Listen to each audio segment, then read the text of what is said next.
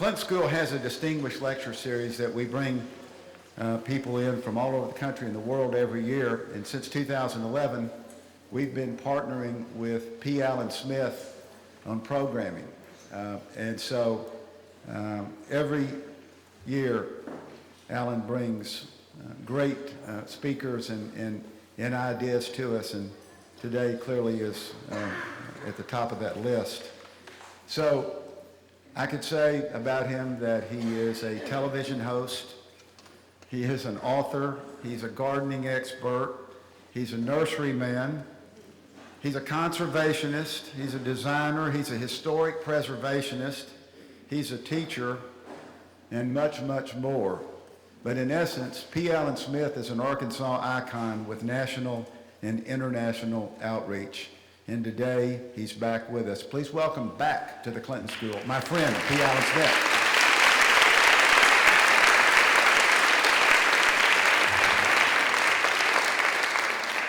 Well, it's a pleasure to be here, and I want to thank everyone for slodging through all that rain. I feel like an amphibian with all this rain we've had recently. It's a real pleasure to be here. I can't believe it, Skip, that it's been since 2011 that we started this, but it's been very satisfying for us to be able to bring great friends here and share this beautiful state with them. And it thrills me to have Bunny here today. In the past, we've had Peter Hatch from Monticello and Peggy Cornett from Monticello and Dean Norton and from Mount Vernon, as well as lots of our friends from England, Lord Ashbrook and Lady Tollemache. Many of you were here with Lady Tollemache. And it's interesting how these lectures spin off into other things. For instance, we'll be doing a trip to England, a private tour of gardens with Lady Tollemache to support our PBS show this next spring. So we're very excited about that. Bunny Williams is a great friend. And I tell you, you know, when you're a garden nerd and a plant geek like I am, you go to a place like Bunny's, which is absolutely magical. By the way, how many of you have an affair with a house? I just have to know. Isn't that the best book? I'm crazy about that book. Well, you know, going to visit Bunny and John in Connecticut is just, it's so dreamy. And I love a woman, as you walk along, who can point out Semisifuga racemosa, which is, and call it by that. So I absolutely fell in love with her from the very first time.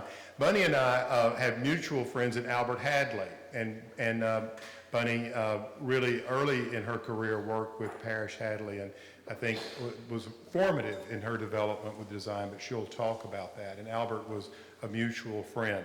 But I just want to give you a little bit of background about Bunny that I think you'll find interesting. Bunny Williams is a designer both with modern vision and a sense of history, very much so, I think, and the confidence to take an unexpected path, which I think is really underscores who she is. Both a trailblazer and a tastemaker, Bunny's style is classic, but never predictable. Bunny Williams, Inc., the interior design arm of her companies, was formed in 1988. Her ever-growing home furnishings collection, Bunny Williams Home, was founded in 2008 and launched a flagship showroom this summer in New York City. So I encourage all of you to see it. It's really quite extraordinary. And for 25 years, with her husband, John Roselli, an antiques dealer and fantastic cook, I can attest to that personally multiple times. He ran and owned Trelage and a unique, which is a unique decorative store and garden shop, absolute institution in New York. Her most recent book on garden style was published by Abrams and just this year in 2015. And I just want to point it out. It is for sale. Wordsworth has it. Bunny's here to sign them. And Christmas is just around the corner. So with that, I want to thank you all for your support of all the work that we do here with our PBS show and our national media outreach and the work we do at Moss Mountain Farm. And with that, let's give Bunny a very warm Arkansas welcome. Thank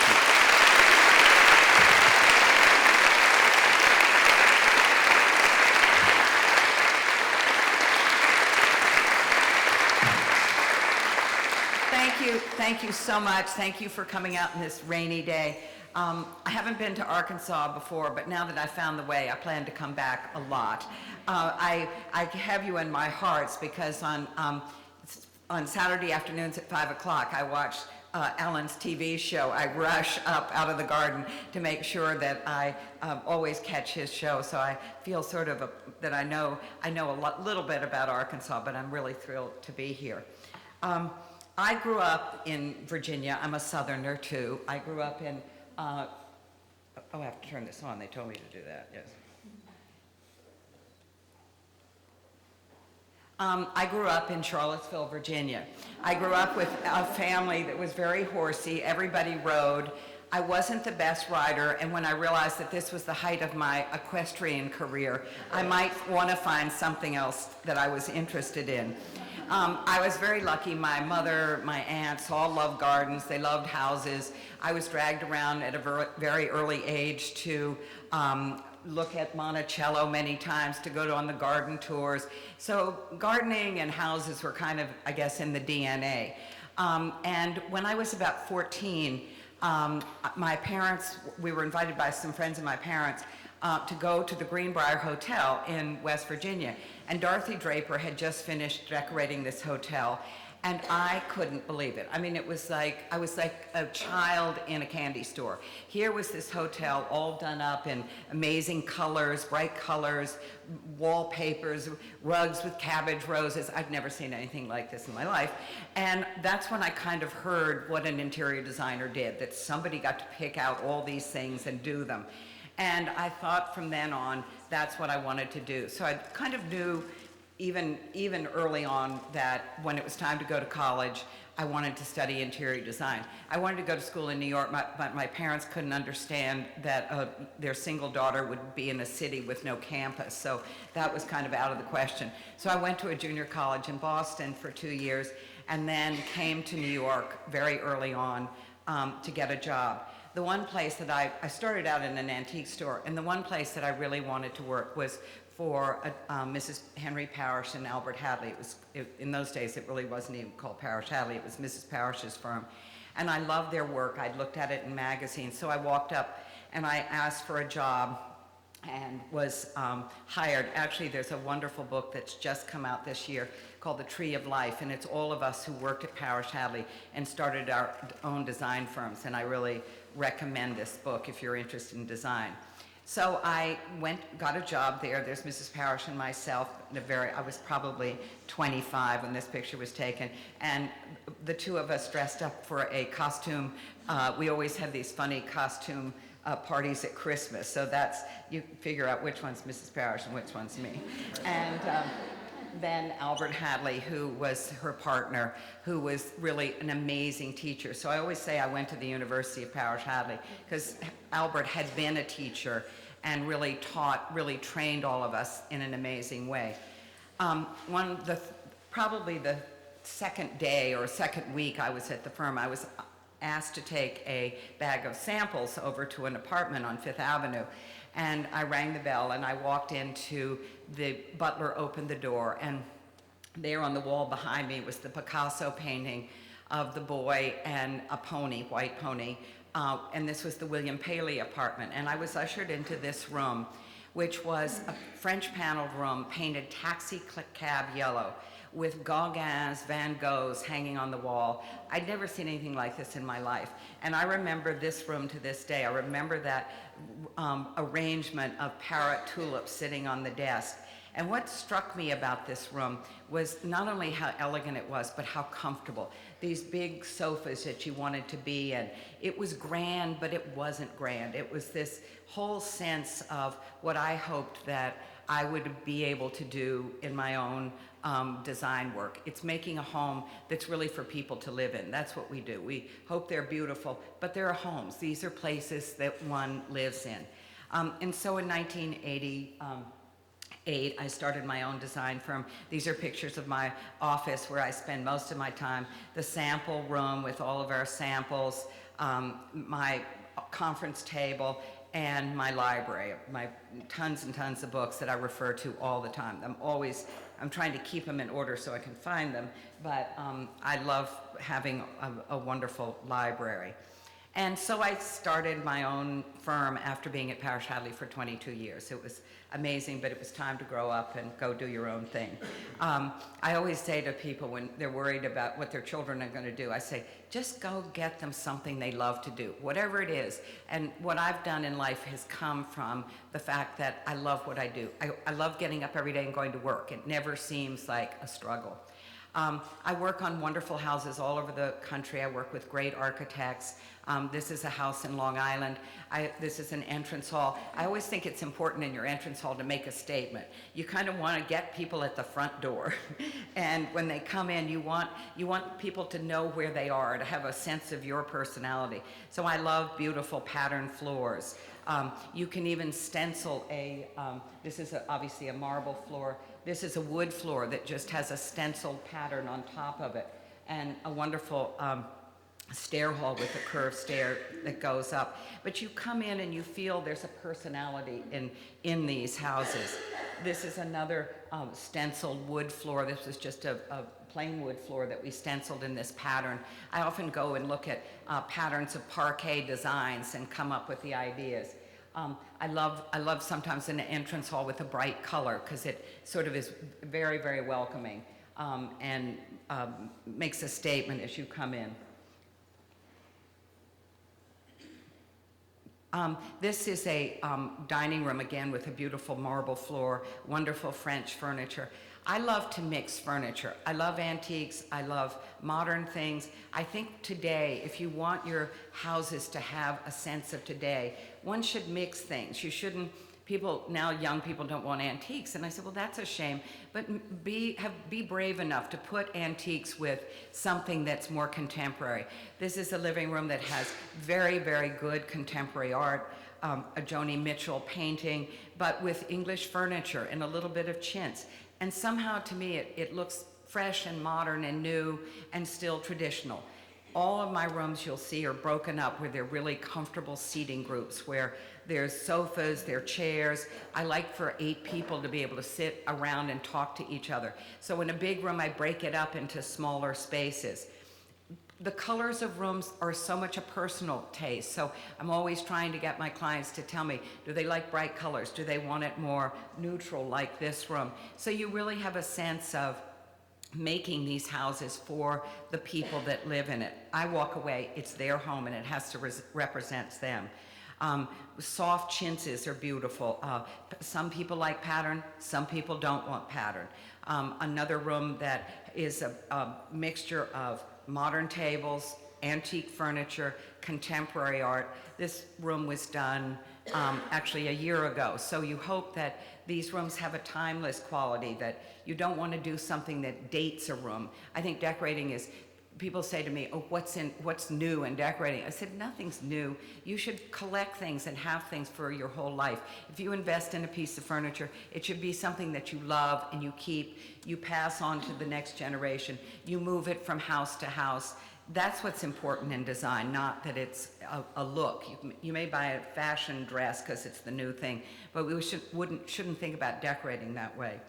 This is a house in Florida, wonderful, sort of Mediterranean style house, cotton rugs, very simple, just woven cotton rugs, cotton fabrics, very much it's on the beach. I wanted it relaxed, but we still wanted a sort of elegant feel to the room. So the fabrics are cottons, big stone fireplace, and a grouping of different French and Italian chairs.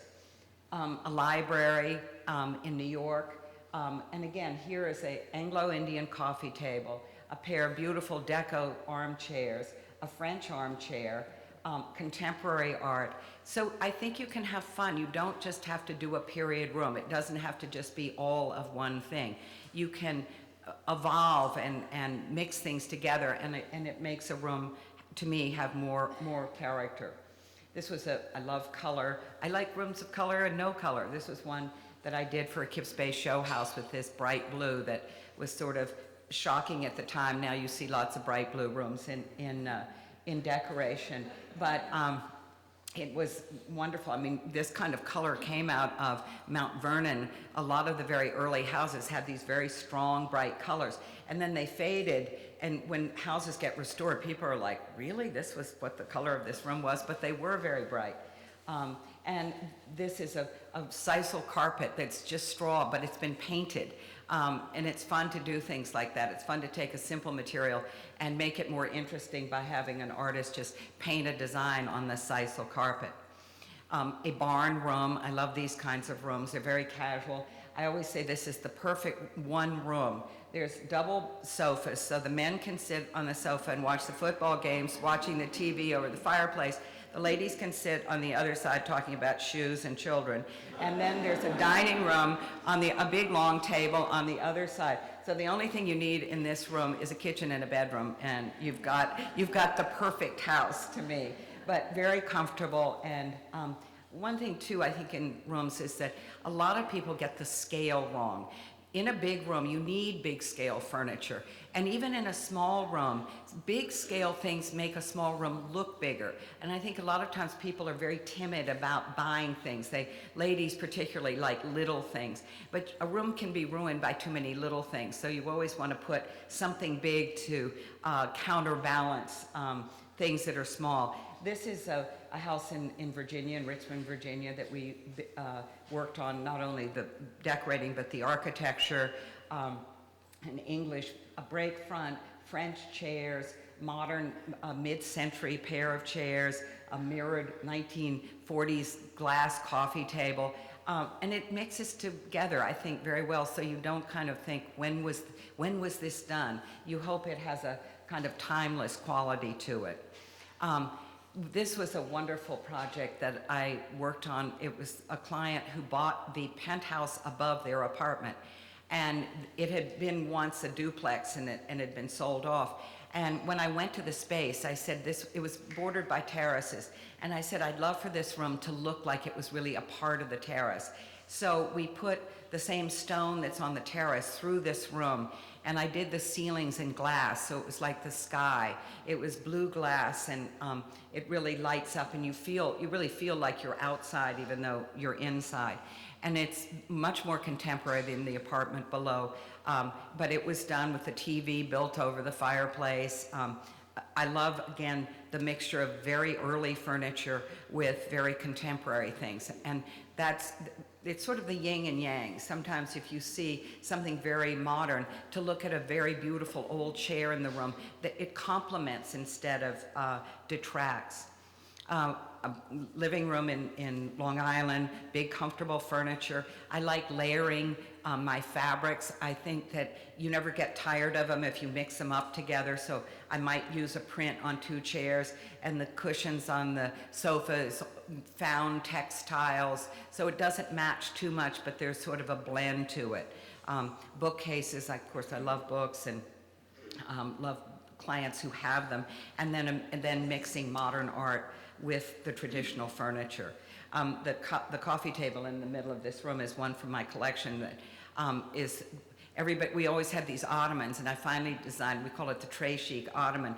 Everybody was looking for the tray to go on top of the ottoman, and so finally I designed the tray in the ottoman, so it's sort of a part of it. So a lot of design comes out of, oh, I need that, so I'm going to design it and have it made. A beautiful library, wood library. This client really is amazing today in this era to have somebody build a library with this many shelves and really collect books. And then I use contemporary dory rugs in this traditional space with some plain fabrics and patterned fabrics. But again, I love comfortable furniture. I want a big sofa that you can really sit down in, a chair, an ottoman that you can read in. Whatever the room is, I want the feeling that I want to be in this room. This is a room actually it was in the south of France, a library with beautiful antique bookcases. Today you can buy these, it's so sad, people aren't buying antiques, and you can buy a huge library bookcase in auction for almost nothing. It's less than it costs to build it. And I always think, why people should be buying this, because it's so beautiful. And the contemporary art mixed with the French furniture. Another room that I did. This is an apartment that we do a lot of the interior architecture as well. And so I designed this room to have part leather. So it's wood paneling, but with squares of leather with nail head trims in the wall. And the chairs are contemporary copies of Jean-Michel Franck chairs that mix in, and over the mantel is a wonderful French brass clock. I think when you're shopping, I spend most of my life when I'm not working on plans, shopping. I mean, I'm looking for interesting objects, and that's part of the fun of what I do. I always say, can't imagine a lady getting paid to shop. I mean, that's about as good as it gets. But you're always looking for things for character, and whether you're in a junk shop or an antique store or an auction, I'm always trying to find things that have some character. Like this thing over the bed that is arrows mounted in this plaque. When I saw that, I thought, oh, how beautiful. And I just happened to be doing this room, and it made a wonderful accent over the metal bed. I love color. I think that if you have strong color, you often want to tone it down with like the white trim, neutral rugs. So if you're using strong color, use it once, but don't put every strong color you ever liked in a room together, because you might get a little tired of it. Again, trying to find interesting furniture. This bench at the foot of this leather bed was a campaign bed. It was used for a soldier because it moves over, so it was really what was portable furniture. It's so interesting too about things that I think it's so nice to have things that have a memory. This client, I had worked for them before. This bed, when I first made it for them, was covered in chintz, and it was in the master bedroom. When they moved to this apartment, we covered it in leather and put it in the son's bedroom. So I think when you have beautiful things, they will go with you all the time. They will always be something that you treasure. A bedroom that I think we're all inspired by what we look at, what we travel, books. And I always love the work of Frances Elkins, who was a designer in Chicago. And this was a bed that was in some of her interiors that I somehow copied a little bit, did a version of it. And, you know, we are all kind of a sponge for what we see, and then it's how we translated it to our own work. A young girl's bedroom, she wanted bright pink, and I said, great. And even put the mirrored bed in the beige, and trying to do a room that an 18-year-old would like, and she said, I don't want anything old. I said, great, we don't have to have anything old. Another beautiful ivory bed that my husband has made in India in this bedroom with a wonderful with the grisaille wallpaper. I love finding, this was an antique one, they're now beautiful copies of it. But it's fun sometimes when you don't have art to do a beautiful wallpaper or something on the walls. And the sort of serenity of gray and white and pale yellow is very, very nice. Another bedroom, again, high ceilings, so I have the high posts in this room because it accentuates the height of the ceiling. If you have high ceilings, you want to do things to make your eye go up and not keep it all low. So it's important to, you know, address the scale of a room. This is a young boy's room, and I covered the walls in this wallpaper. It looks like cork, which is sort of a great texture. Sometimes if you have just sheetrock walls, to find these great wallpapers that have texture, and this is inexpensive, but it looks like cork, and it gives a richness to the quality of the room. Double-decker beds from, a catalog with a ladder. Of course, the kids love this. I hope they don't kill themselves jumping out of it, but they insisted on double-decker beds. Another bedroom, if you have a big enough room and you have a guest room, it's wonderful to put 2 double beds in there. It's really fantastic. So you can have kids in there, you can have a couple, they can be together or not together, but it's really gracious when you can have a room instead of a twin bed to make 2 double beds. I often like to just do simple fabrics, use throws, duvet covers with pattern. These are from John Robshaw, and they're a very inexpensive way of decorating a room and changing it. If you don't want blue and white, you get another color. So you have fun of changing the room a bit. This was a dining room in the south of France that I did. Is a beautiful wallpaper that I bought that I framed and made panels. It's the whole idea of the market in China, all these people and they're carrying their wares across. And then I slip covered the chairs in this blue and white check to make it a more relaxed room. But under this is a beautiful gray horsehair fabric. I love slip covers. They can change your room immediately. You can put them on, it can be casual, and then if you want to have a winter look, you take the slip covers off and you can have a room have a completely different look. A dining room, again, with scale. It was a very high ceiling room. I used tall bookcases, large paintings, and this was a sort of library dining room and the only way I was able to put the lamps on the table is the leaves open, and so I could run the cords down through the leaves of the table. But when you have a long table, it's sometimes fun to put lamps on it, because if they're just 4 people, you sit in the middle, and then the table, you don't feel like you're sitting at this great big long dining room table. Another room with a wall that I had painted based on a tapestry that I'd seen in a catalog. So I had an artist sort of copy that to do the mural in this room. This modern loft, the other end of this room, with a beautiful suite of contemporary furniture, and again, the stone floor that goes out onto the terraces.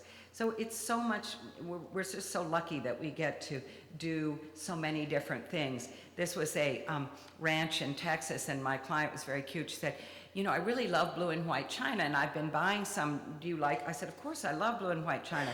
Well, when I went to install the ranch, there were like 40 barrels of blue and white china.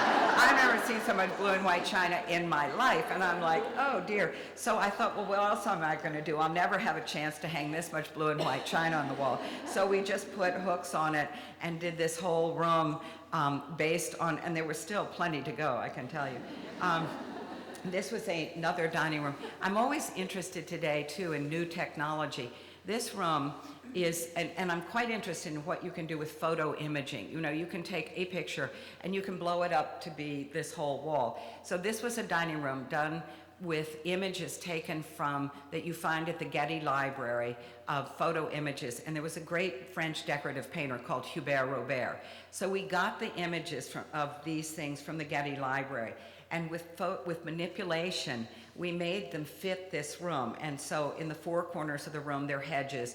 And this is all done on a computer. And then you give them the size, and they print it out, and it gets printed up like wallpaper. So it's really fascinating. And I've been doing this with some different things that it's just amazing what you do once. Of course, I'm technically an idiot, but once you learn what can be done, it's very, very exciting. Another dining room with modern chairs around a very pretty English table.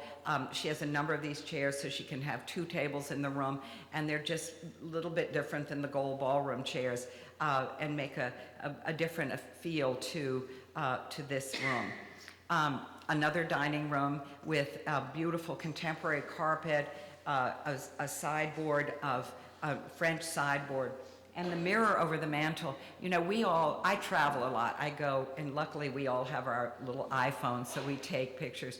And I can only say that John and I take 3 trips a year. We're always going to look at houses, look at gardens. That's how you learn. And so I had been invited to tea at a very grand house in London, owned by the Duke of Beaufort. It's called Badminton.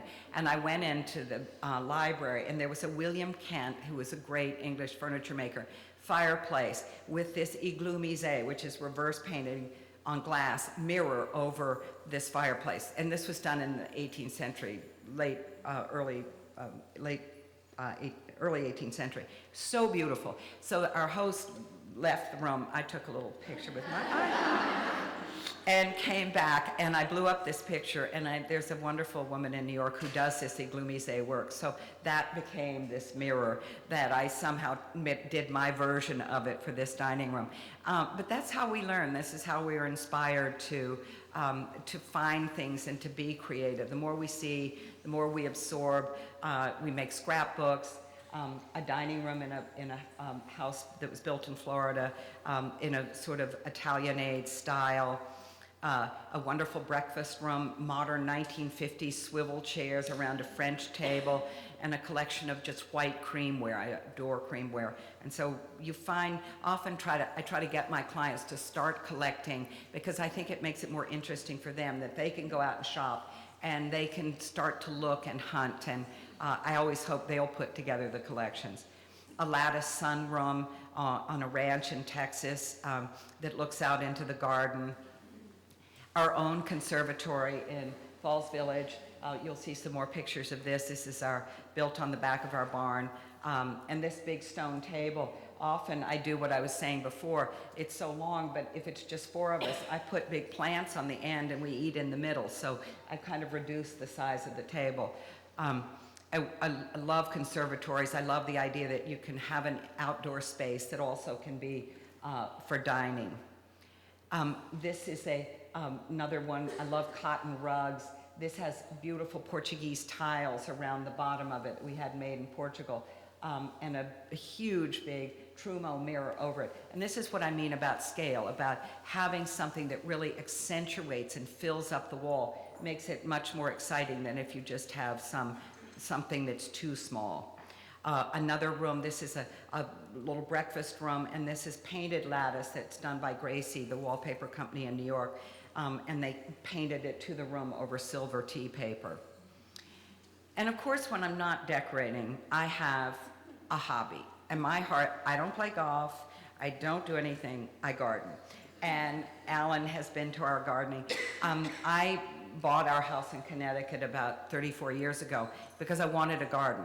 And I knew nothing about gardening. I didn't know anything. So the first thing I did is I ordered a garden from Wayside Gardens. They sold the whole garden.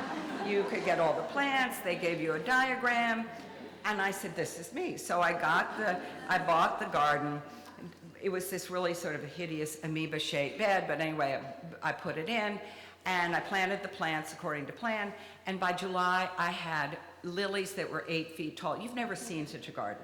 And I was like, oh, I must be a natural. I mean, I've just got the greenest thumb of anybody. Only to find that I had planted this garden in an old cow shed next to the barn. So everything was growing in solid manure. And it's been downhill since. But what I learned about this garden is that it was ugly. It was just a bunch of plants in the middle of the yard. And so I started off on coming back and really learning about the design of gardens. To me, that's as important as the plants you put in it. And I'm an interior designer. I get it with houses, I get it with rooms, but I realized that I didn't get it with gardens. And so I had to go off and really teach myself. I started going on every garden tour I could find. I got every garden book there was. And actually, my garden book is really about that. It's about the journey of learning how to see property, learning how to create the space that you then plant. You don't run off to the nursery and say, oh, these plants look great, and get home with them and think, what am I going to do? Or buy a tree without knowing what you're going to do. Now, that's hard because we all want to buy those plants, and we see that tree and think, oh, wouldn't that be beautiful? But if you don't have the right place for it, don't buy it.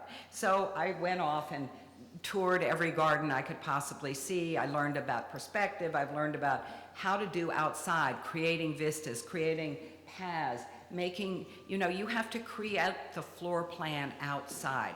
You have a house, you have a front door, you have a walk, but when you come to the outside, you have a yard, you have nothing. You have no walls, you have no floor, so that's what you have to create. You have to start with that. And I often think you start with your house.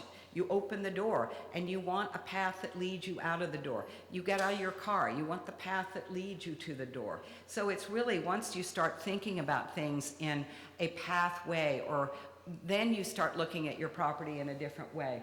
I love just containers. Sometimes a garden can be nothing but a row of beautiful containers. This is my friend Furlow Gatewood, who lives in Americus, Georgia. He's 94, so you all have no excuse not to start gardening. This is his driveway, and these are fiberglass pots with blue hydrangeas. They're hooked up on a watering system. So when they're in bloom, he has this little watering system. You drive up the driveway, and this hydrangea LA is not to be believed.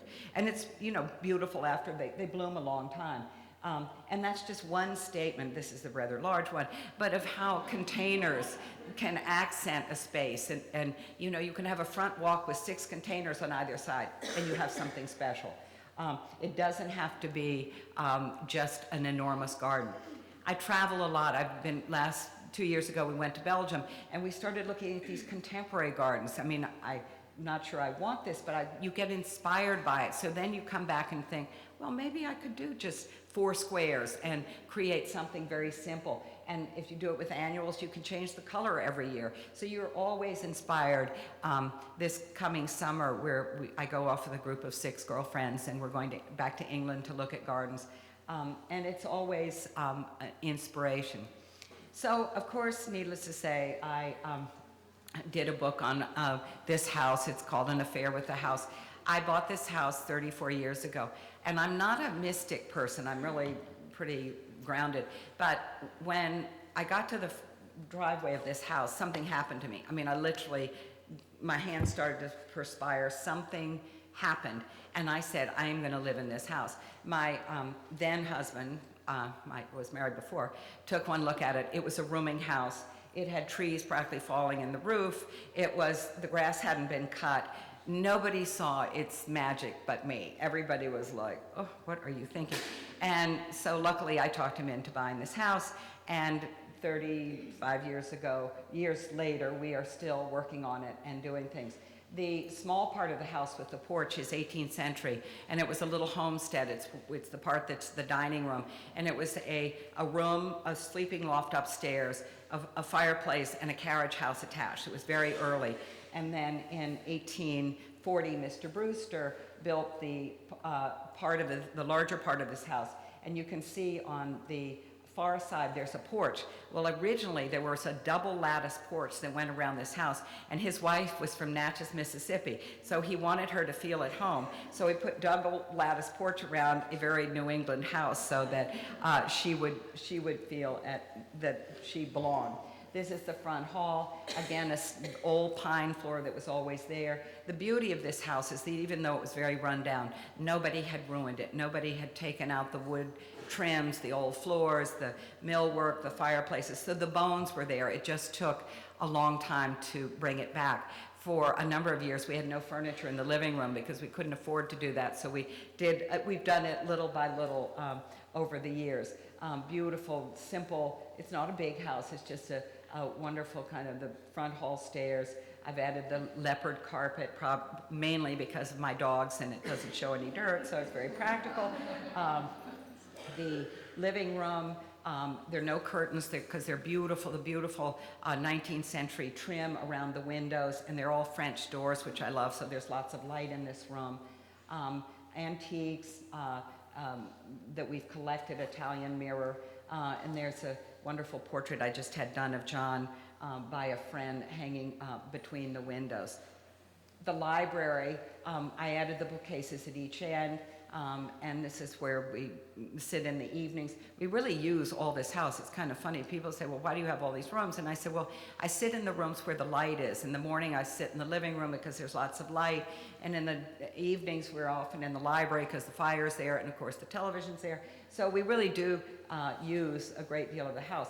The center table is one from my furniture collection that I've added, again, sort of I change pieces of furniture and art, though I don't change the decorating too much. A screen porch, has windows in the winter, and this is part of the lattice porch that went around the house. Comfortable sofa, wicker chairs, and we really live out here in the summer. The dining room, which was the living room of the earliest part of the house. The dining table is one I inherited from my aunt, if you can believe it, that I always thought I would replace, but it was this wonderful round sort of Victorian table, but it has many leaves, so it really have more leaves than fit the room. So it's really fantastic for if I want to have the family at Christmas, and mostly English furniture, and the chairs are sort of 1950s. We've been collecting pictures, these gouaches of Naples that both John and I love, so we've been adding to our collection of those, and of course lots of blue and white china. And then there's the kitchen, which was the original kitchen of the house. with the old fireplace. We spend a lot of time in here. My husband's a fabulous cook, and so I had to make this room, it's the one room I had to make a little bit bigger, so we would have a seating area and a place that we could eat in the kitchen. I love doing flowers. I'm always, part of the garden is going out and cutting flowers, doing them. I do them very quickly. I like to cut the stems short, put them in a glass vase, and put them on the table. And I think even if you don't have a garden, if you go to the grocery store now and buy flowers, you just make such a difference to a space. There's sort of, I always say there's no excuse not to have it. I can, in New York, on the way home, pick up some flowers at the Korean deli, and it just makes a big difference to the house. And I do them in old pitchers, and these are all from the garden, from the dahlias and things. But I really love doing flowers. I collect flower vases. I have shelves of them, and some are very good. Some there's lusterware, but some I buy at tag sales for $5. I mean, you go and you're like, this is a beautiful blue vase. It'll be so wonderful with my purple flowers. So vases are fun to hunt around in a tag sale or places. So there's some good things, and then there's some not so good things. And I always don't mind buying a pitcher that has a chip in it, because it's probably going to get more after I do flowers in it. We love to entertain. I have a huge amount of china. Again, these things you pick up because nobody wants them. And I'm like, why does somebody not have a pretty plate and put it in the dishwasher? I mean, for heaven's sakes, I use my silver. I put my good china in the dishwasher. It's probably, I don't care nobody's going to want it in 100 years, but I want to use it. And I think people say, oh, you can't put it in the dishwasher. I say, forget it. Use a mild, don't make the water too hot, and use a mild detergent and put it in the dishwasher and use it. And it's so much fun to have it and bring it out. This is a guest bedroom at the top of the stairs with an Indian hand block fabric on the walls, an English chest with a 1950s mirror over it. The master bedroom, again, one of John's beautiful bone beds. These are made in India. And simple curtains. We have a door. This goes out onto the balcony, so I always feel like I'm sleeping in a tree house. This is the back of the house. You can see where the double lattice porches were, and they at one point went around 3 sides of the house.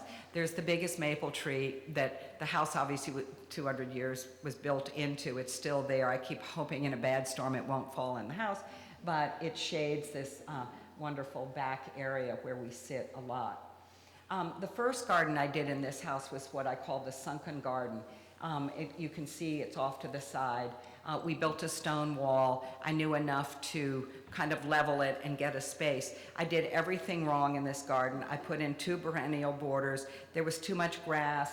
Then I came and put the fish pond in, but I didn't make it big enough, so then I had to come back and do the box. So it's been teaching myself. If I'd probably hired somebody who really knew what they were doing in the beginning, I wouldn't have made the mistakes, but I've learned so much from making them that it's been fabulous. Just, again, the boxwood just in terracotta pots along the wall. I added this after going to look at some French gardens. And then this part, I went to Belgium to look at a garden, and I'd really never loved this garden. It was there, but it just, I don't know, there was something wrong. And on the garden trip, I went to a garden and I said, that's what I need to do. And I came back and I dug up all the grass and made these beds bordered in box, which have different plantings, and did the paths around it. And now it's a room that you want to be in. It's properly furnished. Before, it was like an empty space. And that's what I think is so important when you go look at gardens, that you really get inspired to come back. These are hedges that I'm trying to grow in a sort of serpentine way. Gardening teaches you patience, of which I don't have a lot. And this is on its 6th year, and it's finally beginning to get to be what I want. You can decorate a house fairly quickly. I mean, I can go buy all the furniture, put it in, and it stays there. A garden really teaches you tremendous humility. On the property, there was a barn, and when John Rosselli came into my life, I was so afraid that he would say, oh, let's sell this house and, move and do something else. And this building was a barn that was the garage. And John went out one day and he said, I think we could do something with this. So we took this garage and turned it into what we called the barn. We put in the windows, we found the mantle, and we created this wonderful big room. The original 1840 timber's there. We took it down from the outside, but this is where we entertain. The conservatories attached to it. Again, I love doing these big flower arrangements, cutting from the side of the road as well as in my own garden. Another one, the sumac, apples. We had so many apples this year. I was cutting apples and putting them in flower arrangement. John said, "You can't cut those apples." I said, "We will never eat all of these apples." So it's perfect for flower arranging. And this is the conservatory that's attached to the back of the barn. I was going to the grocery store one day, and there was a junk shop, and leaning on the facade of the junk shop were these 3 arched windows. They were about 1840, the same period as our house.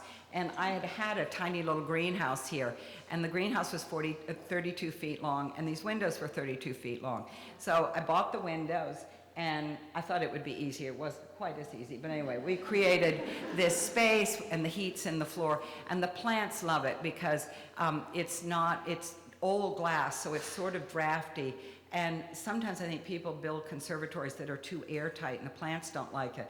They love this. So the jasmine crawls up the wall, and it blooms. And in the winter when it's snow, we're always in here looking outside. If it's freezing cold, we can't be in here. It gets a little too cold. But cutting foxglove, I love these just simple glass cylinders that you can do a flower in 2 minutes. If you've got a beautiful flower, just stick it in a simple, we were having dinner, we out here all the time, and I just went to the garden and did that in about 5 minutes because it's having the right containers that make such a difference. And there's John and me. John is the cook in our house. He is a great chef, so he loves to invite people for dinner. So he's always saying, "Who's coming for dinner?" And you go set the table. He calls it my tablescapes while he's in the kitchen. But he really loves to cook. This is the garden that is outside of that, which is the parterre garden. This used to be the vegetable garden, but we moved it because I wanted to do something a little bit more formal. And it's planted with bulbs in the spring and then annuals in the summer, and I sometimes change the colors. This year it was all white. This coming year it's going to be all blue. So I'm always looking for things. And then this is the vegetable garden that we had to move. We built this barn when we converted the other one. We had to build a barn for the tractor and the maintenance things. And then we did this vegetable garden and a greenhouse that goes with it. And you can see in the back, my husband loves chickens like Alan does, so we have a chicken coop too. These are part of the vegetable garden. I love making stakes. I love finding, this is a local artist who makes these metal supports for the dahlias or tomatoes or whatever. And they just create wonderful moments in the garden. The greenhouse, I love succulents, so my husband hates them, but I think they're so beautiful because I even will do a table with just the pots of succulents instead of flowers, and I think they're so exotic in the way they bloom. So we have a little bit of a battle about the succulents, but he lets me have them. And then up through the orchard, we decided we needed a swimming pool. I don't know why, but we did, and so the only place I wanted it was up on this hillside. So behind that stone wall is the swimming pool, and I thought, well, I need a pool house. It's so far away from the house. And I had seen a picture of a Greek revival, a Greek temple made of wood. And Falls Village, Connecticut, where we live, is filled with Greek revival architecture. I actually have a guest house that has columns. So I asked one of my classical architecture friends to give me the perfect proportions of a Greek temple. And I had a local carpenter, build me this pool house. And he found the logs. He had to go out and find the right caliper, make sure they were all straight. So we built, it's really just a porch, but it does have a little bathroom and a little kitchenette. So, and I don't like to sit in the sun, but I love to swim. So we come and sit up and look over the hills in the rusticated temple. And then, of course, if we're not crazy enough, about 15 years ago, we were visiting a very close friend in the Dominican Republic who was developing a piece of property. And somehow, John was selling his house in New Jersey that had been a family house, and it was filled with furniture. And somehow we got the idea that maybe we would build a house in the Dominican Republic. So we did it. We had all the furniture to go in it, so what do you do if you have all this extra furniture? But we built the kind of house, you know, it's very simple. It's a cinder block house. It's a big house, but everything's porches because you live outside. So there are some bedrooms and there's one living room, but everything else is for outdoor living. This is the entrance. There's a lower porch where we have breakfast. The upper porch is really where we have dinner. We love Southern colonial architecture, the sort of plantation houses along the Mississippi Delta, and so that was our inspiration. Ernesto Bush, who's a wonderful classical architect, designed the house, and we built it. This is the back of the house with porches. The one thing that I wanted, that I always loved, that I'd seen at Monticello, were triple hung windows. So instead of having doors, the windows are tall and they raise up and they become doors, so you can walk in and out of them. So you don't have doors blowing around. We entertain a lot. I love collecting china. One thing about collecting china is that it doesn't have to be expensive. What helps is if you pick a color. If this is blue and white, or red and white, or yellow and white, and you keep buying things of that color. Some of this china came from, you know, cost $1 a plate because I found it in Vietnam. So it isn't about expense. It's about the style of the way you put it together. And then in the middle of it is a very good Chinese Canton terrine. So I like mixing the good and the plates that cost $1, but it's all blue and white, so it kind of all goes together. Again, here it is. You see we have blue and white stacked all around. This is the dining room with wicker chairs.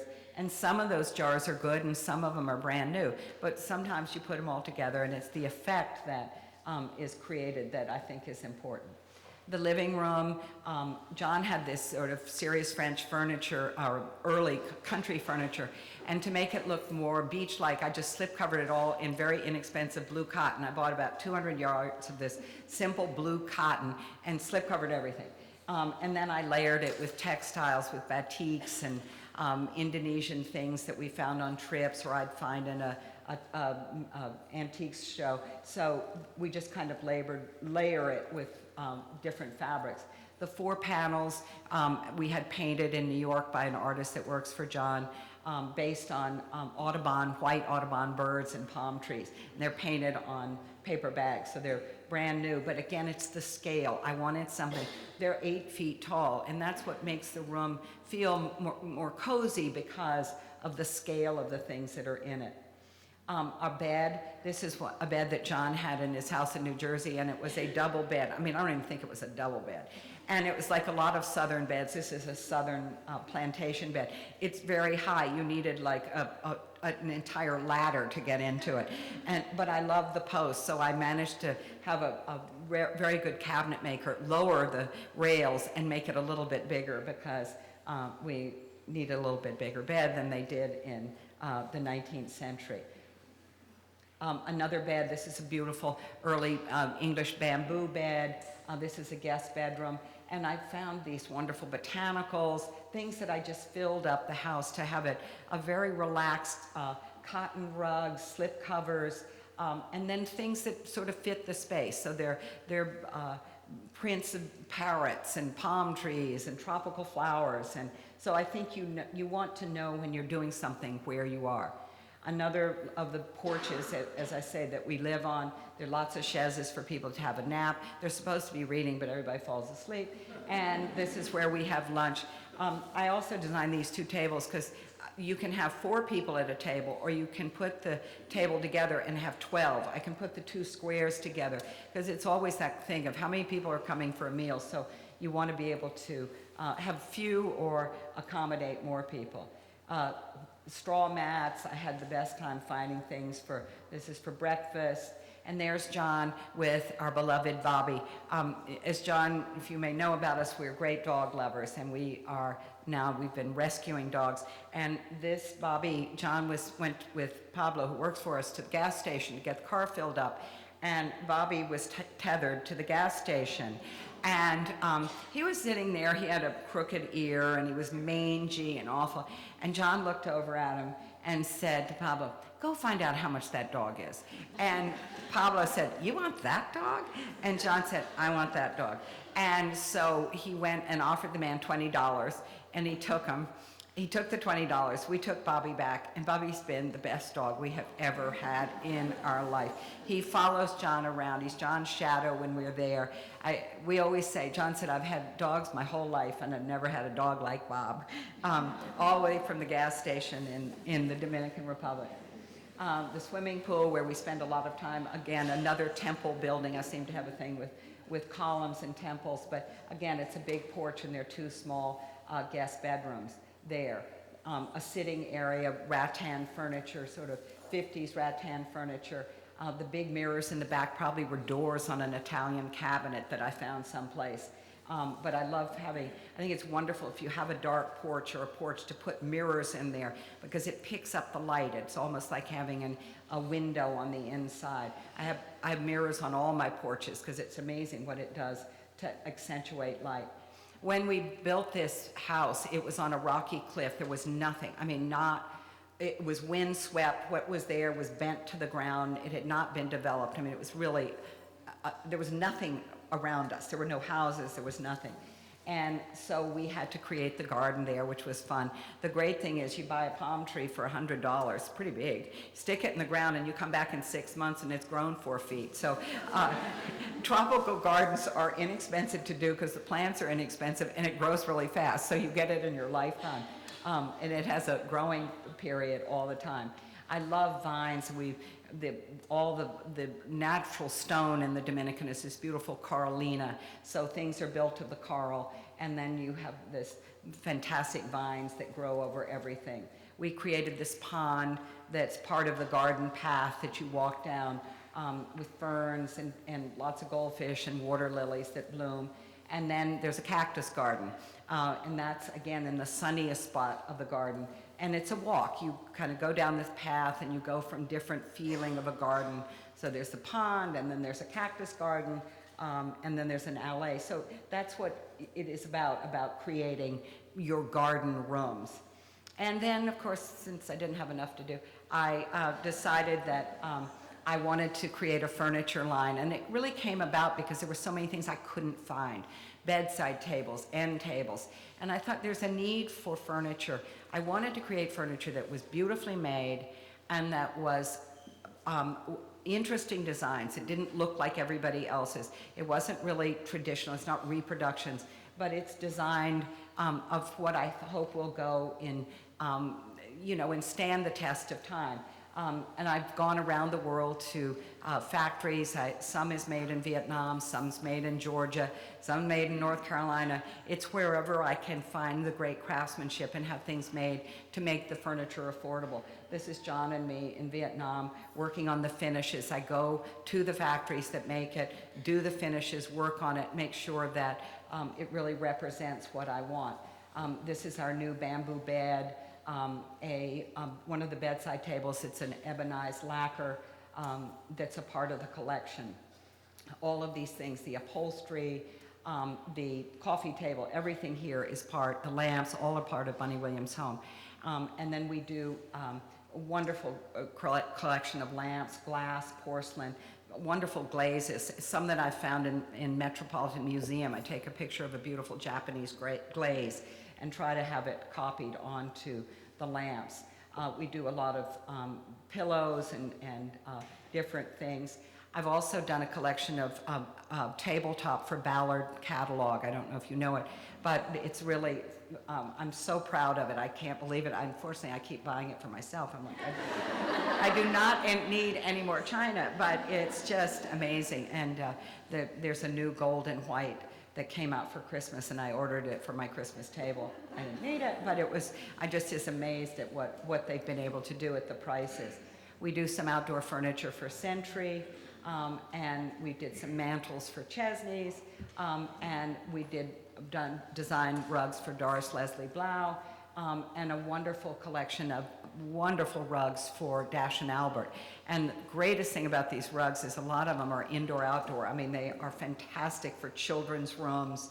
I use them a lot, and they're very forgiving for dogs. But they're very well priced. I'm very, very proud of that. We do mirrors for a company called Mirror Image. I've done copies of my own art collection for Pocker that are really kind of amazing. Every time I look at them, I think, how did they do this? I think it's the photo imaging. And then we just did a line of fabrics for Lee Joffa that just was launched a couple of months ago. These are all in their showroom. Wonderful. They've done a fabulous job. It's a great company to work with. And this is John and me. I can't do any of this without my wonderful husband, John Rosselli. We we're like bookends. We share our love of houses, dogs, antiquing. I always want to say to a young girl who's interested, what do you have in common with that man? He may be gorgeous, but make sure you have something in common with him, because that's what's going to get you through a long-term relationship. And of course, these are two of our wonderful dogs. Both of these I got on a thing called petfinders.com. I call it the pornography for dog lovers because all young people are on match.com looking for a date. I'm on petfinders.com looking for another dog. And every time John sees me on my iPad, which he hates, he said, "You're not on that site, are you?" And I said, "No, I think we're at our limit." But anyway, I hope if you're ever in Connecticut that you'll come see the garden. It's opened a number of times, and we'd love to share it with you. And thank you so much.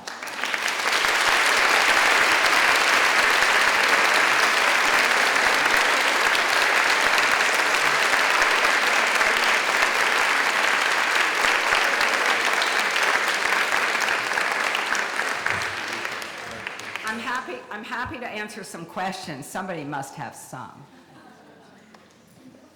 Yes. Let us get a mic.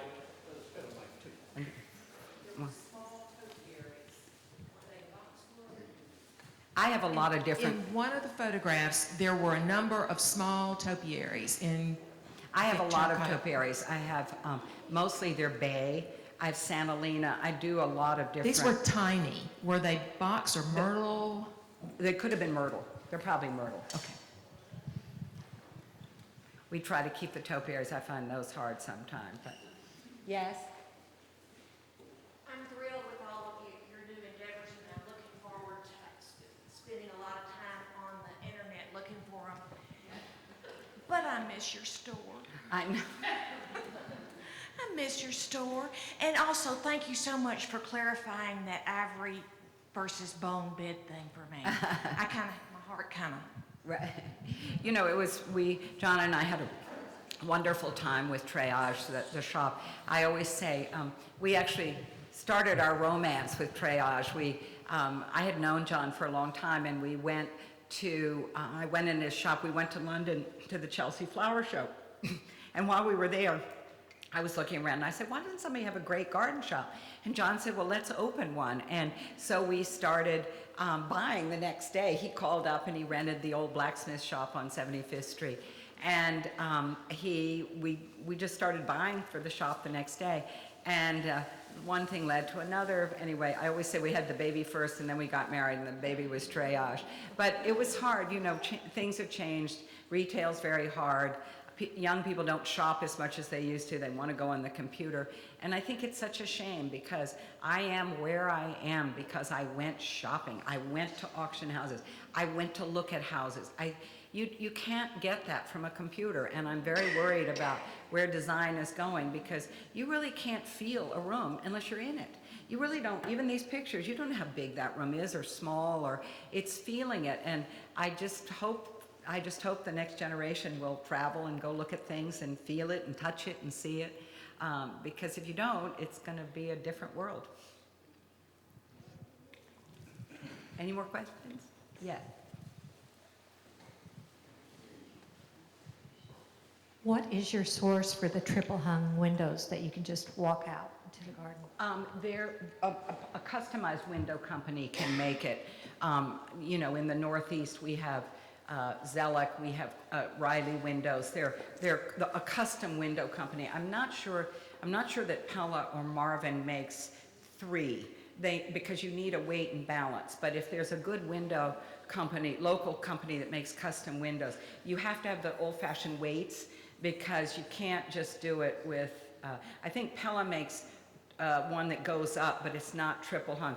And the thing is, you need 12 feet because you want to be able to, you need 6 feet to be able to walk out, so. But if there's a small custom wood window shop, they usually can make them. Thomas Jefferson made them at Monticello. Yes? Do you have any good tips for choosing colors? Because that little bitty sample you get at the paint store. It's the worst. It is the worst. The thing that I find is, no, it's terrible. I have a friend who, dear friend, who is renovating a house near me in Falls Village, and she didn't ask my advice, and she said, I made a horrible mistake, and I said, what? She said, look at these colors. You know, she had been trying to pick a color from this much, and they're all too strong, they're too intense. What I try to do is, now paint stores will give you a little quart. And frankly, it's worth buying a small sample. I mean, more paint stores are doing that. So you kind of limit yourself, and then you do that, and you paint a big piece. I mean, you need to see something big. You can't do it from that little card. And I will say probably the era that everyone makes, I've made it, is that what you pick is too intense. It's too strong. Particularly, we use Benjamin Moore, and you'll pick a yellow and you look at it and you think, oh, that's kind of pretty. You get it in a room and it's like you're in the middle of an egg yolk. So often the colors are too strong. So I would say err on a lighter color than the intense one. And don't be afraid to go to the store and ask for a little mixed thing and try it. It's too big a mistake. I mean, it's impossible. I agree. Isn't she the greatest? Give her a hand. I mean, this is so wonderful, so inspiring. Thank you for being here.